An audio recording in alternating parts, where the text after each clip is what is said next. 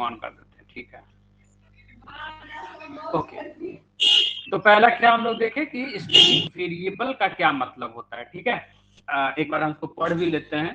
कहता है if you declare any variable as static it is known as static variable.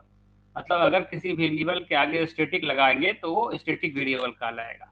The static variable can be used to refer to the common property of all objects, जो हम अभी बता रहे थे वही बात, which is not unique for each object. मतलब हर ऑब्जेक्ट के लिए वो अलग अलग नहीं होगा बल्कि वो सेम होगा।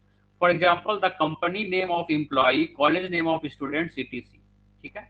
एम्प्लॉय है, एम्प्लॉय आईडी अलग होगा, एम्प्लॉय का नाम अलग होगा, एम्प्लॉय का सैलरी अलग होगा, बट कंपनी नेम जो होगा वो उस कंपनी के सारे एम्प्लॉय का सेम होगा। तो जो चीज सारे ऑब्जेक्ट का सेम हो वैसे डेटा को हम लोग क्या बनाते हैं, स्टैटिक बना देते हैं। The static variable gets memory only once in the class area at the time of class loading। अब यहाँ पे ये जो मेमोरी मैनेजमेंट के बारे में बोला जा रहा है, तो यहाँ पर कैसे मेमोरी मैनेजमेंट होगा, तो हर अलग अलग ऑब्जेक्ट के लिए वो अलग अलग मेमोरी एलोकेशन नहीं करेगा, बल्कि जिस समय क्लास लोड होगा, जिस समय क्लास मतलब ऑब्जेक्ट के लिए अपना डेटा को ऑक्यूपाई करेगा, एट दैट टाइम वो एक ऑब्जेक्ट के लिए जितना होना है उतना ही एलोकेशन करेगा, क्योंकि वो सबको शेयर करेगा, ठीक है ना, कॉमन डेटा होगा वो सबका। तो उसके लिए अलग अलग मेमोरी एलोकेशन का जरूरत नहीं पड़ेगा और हमारा मेमोरी क्या होगा, बचेगा, सेव होगा। स्टैटिक मेथड का क्या मतलब होता है, if you apply static keyword with any method it is known as static method. If you apply static keyword with any method it is known as static method. A static method belongs to the class rather than the object of class, ठीक है।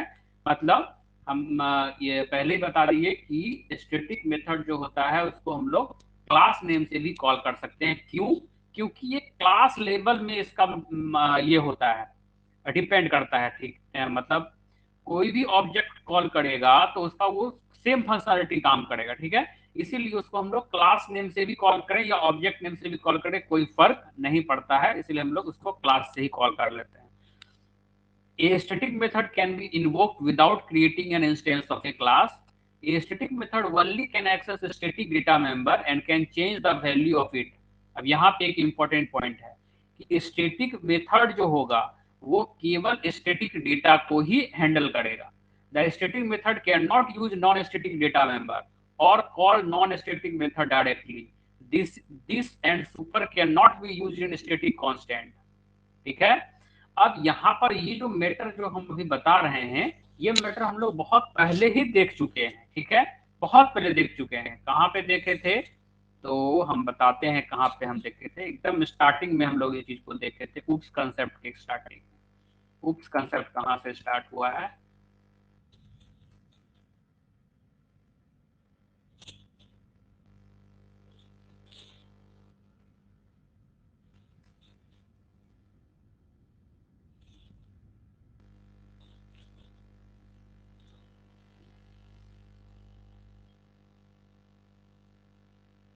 यहाँ पे देखो, ठीक है, यहाँ पे वो चीज हुआ है, ठीक है। स्टैटिक वाला कहानी कहने का मतलब, अगर मेरा एक क्लास है, एक मेरा क्लास है मेन क्लास, ठीक है, और हम उसके अंदर पब्लिक स्टैटिक वॉइड में लिख रहे हैं, ठीक है। अब ये पब्लिक स्टैटिक वॉइड में जो है ये एक अलग मेथड है जो कि है इंट सम ऑफ नम, ठीक है। इंट सम ऑफ नम है जो कि क्या है, एक नॉन स्टैटिक मेथड है, ठीक है, ये एक नॉर्मल मेथड है। लेकिन जब एक स्टैटिक मेथड एक नॉन स्टैटिक मेथड को कॉल करना चाहेगा तो वैसे केस में वो एरर दे देगा, ठीक है, वैसे केस में वो एरर दे देगा। देखो कैसे एरर देगा, इसको सेव करते हैं और इसको रन करवा के दिखाते हैं। कहने का मतलब हम लोग पहले से उसको यूज कर चुके हैं। C drive, C Java, Java C, main dot Java, I think main नाम है तो मेन डॉट जावा।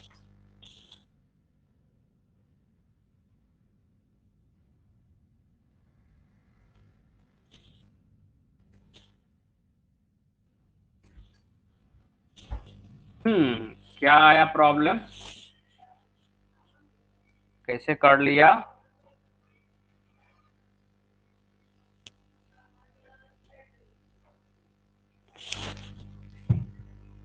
ओहो, ये गड़बड़ हो गया एग्जाम्पल 26 के नाम से।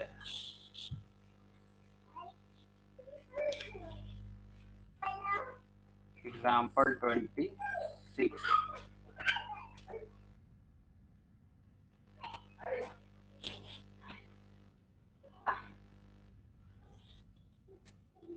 एग्जाम्पल 26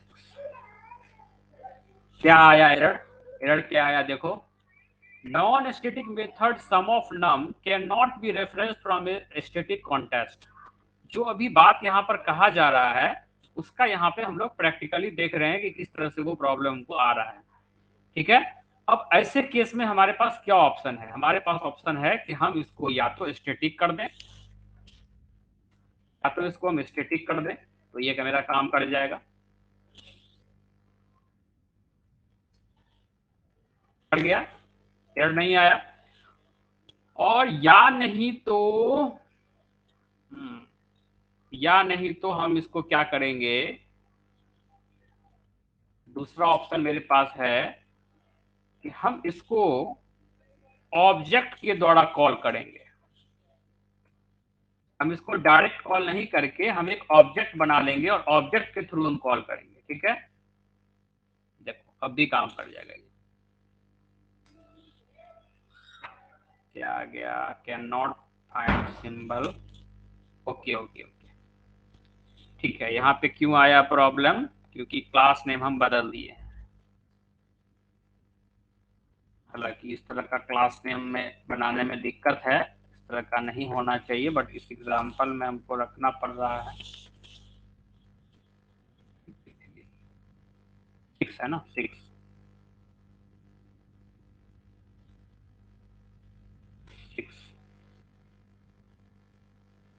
ओके, आई थिंक अब ये काम कर जाएगा। यस, ठीक है, समझ में आया? मतलब क्या है कि पब्लिक स्टैटिक वॉइड मेन ये मेरा एक स्टैटिक मेथड है, ये तो सबको समझ में आ रहा होगा। पब्लिक स्टैटिक वॉइड मेन मेरा स्टैटिक मेथड है। अगर ये दूसरे मेथड को कॉल कर रहा है, अगर वो मेथड नॉन स्टैटिक मेथड है, तो वैसे केस में हमको ऑब्जेक्ट के थ्रू उसको कॉल करना होगा। ठीक है, भले वो उसी क्लास का है फिर भी। या नहीं तो हमारे पास क्या ऑप्शन है कि हम उसको स्टैटिक मेथड बना लें। तो स्टैटिक मेथड जो है वो स्टैटिक मेथड को कॉल कर सकता है, और चूंकि सेम क्लास का मेथड है तो हम ऑब्जेक्ट नहीं भी बनाएंगे तो भी मेरा काम चल जाएगा। इसलिए हम यहाँ पे इसको कमेंट लाइन बनाए होंगे और यहाँ पर ऑब्जेक्ट जो कंसेप्ट है इसको हम हटा दिया। बेसिकली यही जब चूंकि एक ही क्लास के अंदर दो दो मेथड है तो ऑब्जेक्ट का मतलब नहीं बनता है। जब दूसरे क्लास में कॉल करना होता है तब तो ऑब्जेक्ट का जरूरत पड़ेगा, बिना ऑब्जेक्ट का हम उसको नहीं कर सकते। बट अगर वो स्टैटिक है तो वैसे केस में हम उसको कर सकते हैं यूजिंग क्लास नेम। हम एक एग्जांपल लेकर के वो भी दिखा देते हैं। आई होप ये वाला चीज हम लोग को समझ में आ गया। ये पार्ट, ये जो पार्ट ये बता रहा है the static method can not use non static data member, ये सब सबको समझ में आ गया होगा I hope. Yes, yes, okay. अब दूसरे पार्ट के लिए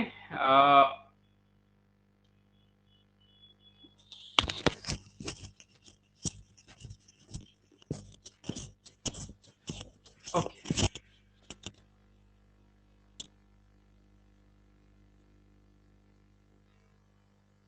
इसमें हम करके केवल दिखा देते हैं कैसे हम लोग काम करते हैं।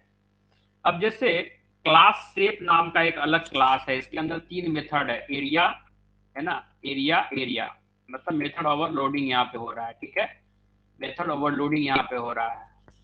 तो दूसरा एग्जांपल लेते हैं, ये मेथड ओवरलोडिंग वाला एग्जांपल है। स्टूडेंट नाम है, क्लास स्टूडेंट नाम का क्लास है ना। उसके अंदर प्राइवेट रोल नंबर मार्क्स दो है, एक मेथड है गेट डेटा, डिस्प्ले नाम का एक मेथड है, और दूसरा क्लास मेन क्लास है जिसके अंदर हम लोग इसको कॉल करवा रहे हैं। ठीक है, अब यहाँ पर अगर हम यहाँ पर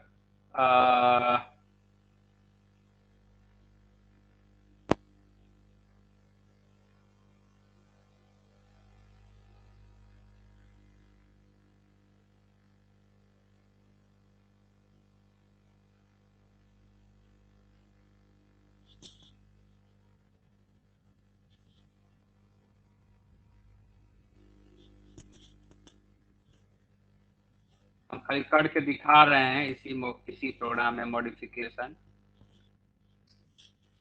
स्टैटिक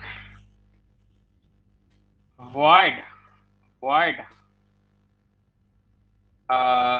get college details।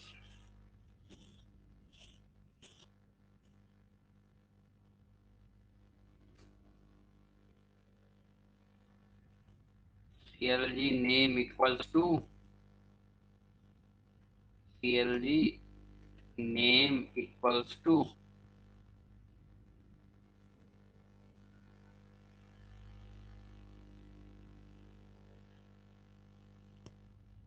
नाम बनाओ college get college. CLG name equal to C name। यहाँ पर एक स्ट्रिंग टाइप का डाटा C नेम हमको मिल रहा है, ठीक है। ओके, अब ये क्या है, स्टैटिक मेथड है, ठीक है। और कॉलेज नेम इसके अंदर हम डाल रहे हैं, और ये कॉलेज नेम जो होगा वो जो है क्लास का मेंबर है, ठीक है। ओके, अब कॉलेज नेम के लिए हमको S1 S2 इस तरह से नहीं करना है। हम लोग क्या करेंगे, कॉलेज नेम के लिए सीधा लिखेंगे student student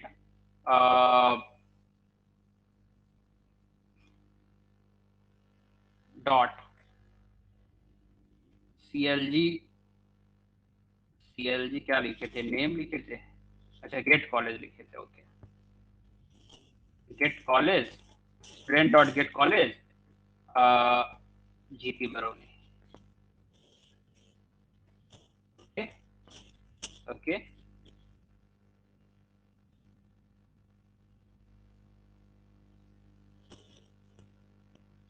plus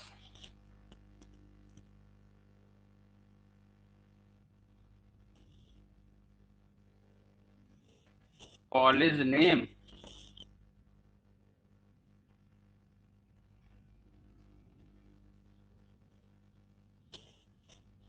CLG name.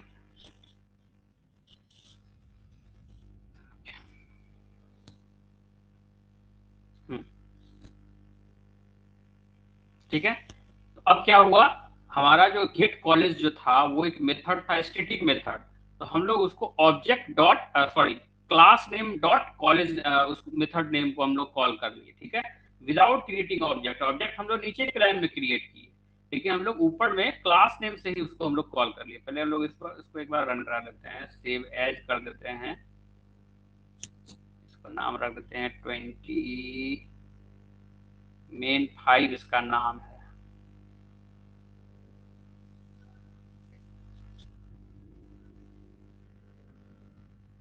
Save as main 5a dot Java. या पुराना प्रोग्राम मॉडिफाई नहीं हो, नए प्रोग्राम में मॉडिफिकेशन हो, इसलिए हम इसका नाम रख दिए main 5a, I think 5a। Okay, क्या एरर दे दिया, non static variable college name can not be reference. हाँ, हमको पता था ये एरर आएगा यहाँ पे, ठीक है। मतलब ये कि जब स्टैटिक मेथड है ना, तो वो हमेशा स्टैटिक डेटा ही यूज करेगा। अब कॉलेज नेम जो है अभी वो स्टैटिक नहीं है, जबकि कॉलेज नेम क्या होना चाहिए, स्टैटिक होना चाहिए। अच्छा हुआ कि इस प्रोग्राम में हमको स्टैटिक मेंबर का भी यूज करने का, स्टैटिक वेरिएबल का भी यूज करने के लिए हम लोगों को मिल गया। तो अच्छा हुआ, ये दोनों काम मेरा हो जाएगा, ठीक है। स्टैटिक स्ट्रिंग कॉलेज नेम, ठीक है, समझ में आ रहा है। मतलब गेट कॉलेज जो है वो स्टैटिक मेथड है, और कहता है स्टैटिक मेथड हमेशा क्या यूज करेगा, स्टैटिक डेटा का यूज करेगा। तो कॉलेज नेम जो है वो भी स्टैटिक होना चाहिए। ऑब्वियस बात है, कॉलेज सबका सेम होगा तो कॉलेज नेम को स्टैटिक बनाना ही चाहिए, ठीक है। हमको पता था कि वहां पे वो गलत आएगा, बट ओके, ज्यादा अच्छा हुआ कि गलत आया और हम लोग जो है उसको ठीक किए, तो उससे हम लोगों को सीखने के लिए भी मिला। No problem. नाउ ये सक्सेसफुली हमारा एग्जीक्यूट कर जाएगा। और हम लोग क्या देखेंगे, हम लोग ये देखेंगे कि स्टूडेंट 1 का भी कॉलेज नेम जीपी बरौनी है और 2 का भी कॉलेज नेम जीपी बरौनी है। ऑब्वियस बात है, होगा ही, ठीक है। क्योंकि हम लोग क्या कर रहे हैं, हम लोग S1 और S2 का कॉलेज नेम नहीं बता रहे हैं, हम लोग स्टूडेंट डॉट कॉलेज नेम लिख रहे हैं। जो भी स्टूडेंट होगा सबका कॉलेज नेम जीपी बरौनी ही आने वाला है। समझ में आया बात? सबको समझ में आया ये बात? स्टैटिक यहाँ पर तो इस प्रोग्राम में हम लोग दोनों चीज यूज कर लिए, स्टैटिक मेथड और स्टैटिक वेरिएबल। ये बात सबको समझ में आया? स्टैटिक वेरिएबल, स्टैटिक मेथड समझ में आया सबको? ठीक है, बहुत इंपॉर्टेंट ये सब कंसेप्ट है, ये सब उप्स का एकदम बेस है एकदम। ठीक है, और अच्छे से समझ में अगर आएगा तो बहुत मजा आएगा। ठीक है, पूरा जावा इसी पे बना हुआ है, उप्स कंसेप्ट पे। पूरा का पूरा जावा उप्स कंसेप्ट पे ही डिजाइंड है। देखोगे एक एक कंसेप्ट में उसका उप्स कंसेप्ट पड़ा हुआ है। ठीक है, अच्छा, तीसरा एक और चीज है यहाँ पे दिया हुआ, जो हम लोग अभी प्रैक्टिकली में चर्चा नहीं कर रहे हैं, जावा स्टैटिक ब्लॉक।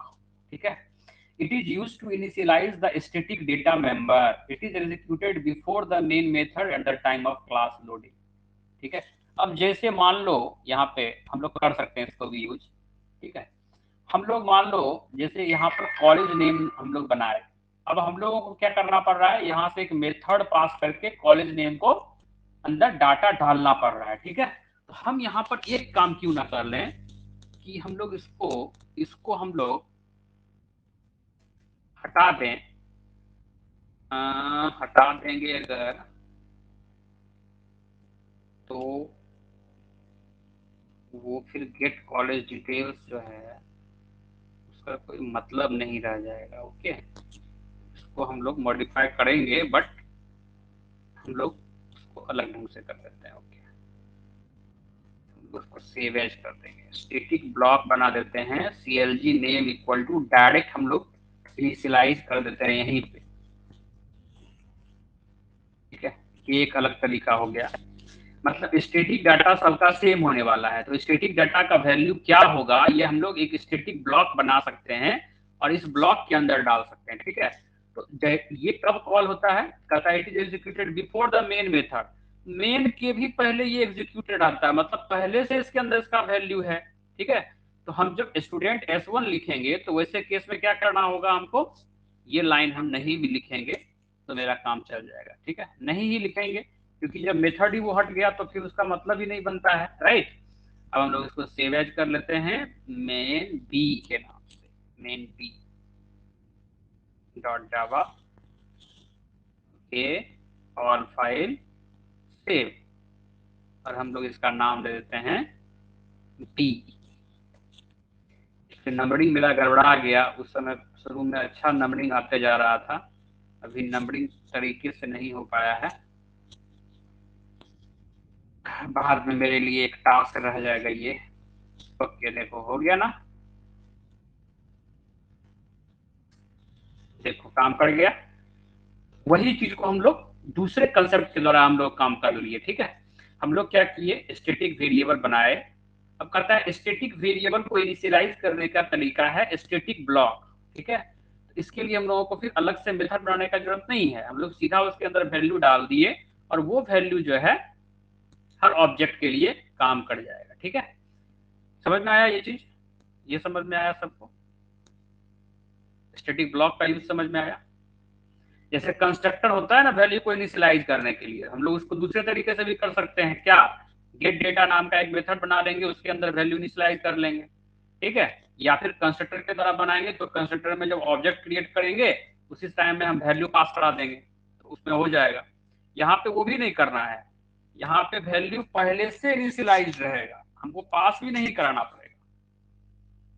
ठीक है, ओके, तो this is very important concept. ठीक है, आज एक्चुअली हम लोग दोनों चीज पढ़ने वाले थे, स्टैटिक कीवर्ड हम लोग पढ़ चुके, कंप्लीट हो गया, और फाइनल कीवर्ड हम लोग पढ़ने वाले थे, बट ड्यू टू थोड़ा स्टार्टिंग में जो है वो क्लास तुम लोग नहीं टाइम से ज्वाइन किए, जिस कारण से हम भी इसका हमको आगे नहीं बढ़ा पाए हैं।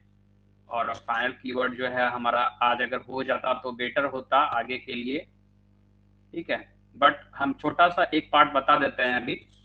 ठीक है, क्योंकि मेरे पास टाइम भी कम है, तो फाइनल कीवर्ड का बस इतना कम से कम याद रखो कि final keyword is used in Java to restrict the user. ठीक है, जैसे कोई वेरिएबल है तो नॉर्मली वेरिएबल का वैल्यू चेंज होता है, बट अगर हम कोई वेरिएबल के साथ फाइनल कीवर्ड का यूज करेंगे तो वो कांस्टेंट हो जाएगा, ठीक है, वो कांस्टेंट हो जाएगा। अगर हम किसी वेरिएबल के साथ फाइनल कीवर्ड का यूज करेंगे तो उसको हम लोग कांस्टेंट के रूप में समझेंगे कि वो एक कांस्टेंट के रूप में काम करेगा, ठीक है।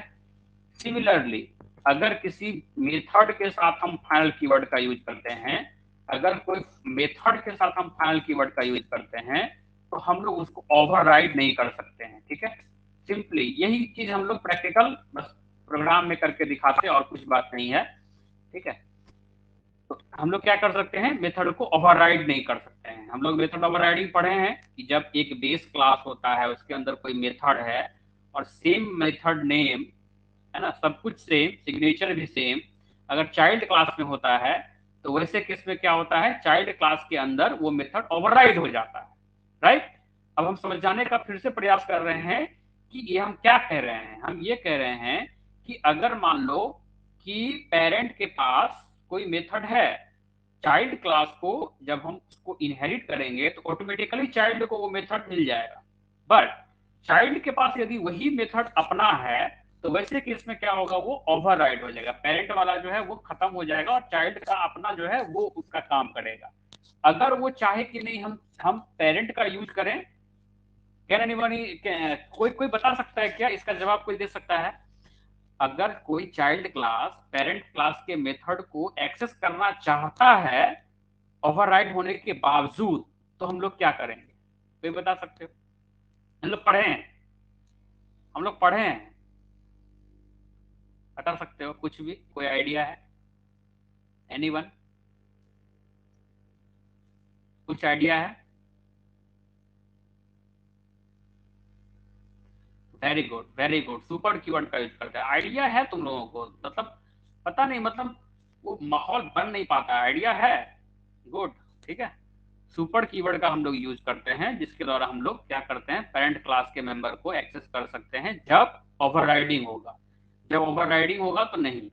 अगर हम चाहते हैं कि मेरा जो पेरेंट क्लास का मेथड है चाइल्ड उसको ओवरराइड नहीं करे, मतलब हमने जो डिफाइन कर दिया वो डिफाइन कर दिया, चाइल्ड क्लास केवल उसको यूज करेगा, उसको ओवरराइड नहीं करेगा, तो ऐसे केस में हम लोग क्या करेंगे, हम लोग उसको क्या बना देंगे, फाइनल बना देंगे, मेथड हमारा फाइनल होगा तो वो ओवरराइड नहीं करेगा। इसी तरीके से एक तीसरा केस है, क्लास में अगर हम फाइनल का यूज कर लें, हम लोग क्लास के अंदर अगर फाइनल का यूज कर लें तो वो जो है एक्सटेंड नहीं किया जा सकेगा। अगर कोई क्लास के आगे फाइनल कीवर्ड का यूज करें तो वो क्लास जो है उसको एक्सटेंड नहीं कर सकता है, वो पेरेंट क्लास और चाइल्ड क्लास नहीं बन सकता है, वो क्लास ही फाइनल हो गया, ठीक है। उसका कोई इनहेरिटेंस नहीं होगा, उसको कोई इनहेरिट नहीं करेगा, उसको केवल हम लोग यूज करेंगे डायरेक्टली।